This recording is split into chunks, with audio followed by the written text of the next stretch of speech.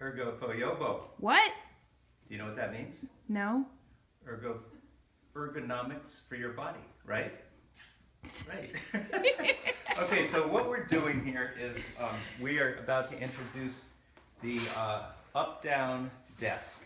This is about 30 inches round, and this is a shape that goes around your body. So, and this has the same thing. So there's more of a curved rectangular one, and the round, and down. So this is for standing or sitting in an owl stool or any kind of stool. On casters that actually have locks. So that's pretty cool, is locking casters so it can't roll away from you. And coming right up from Owl Furniture.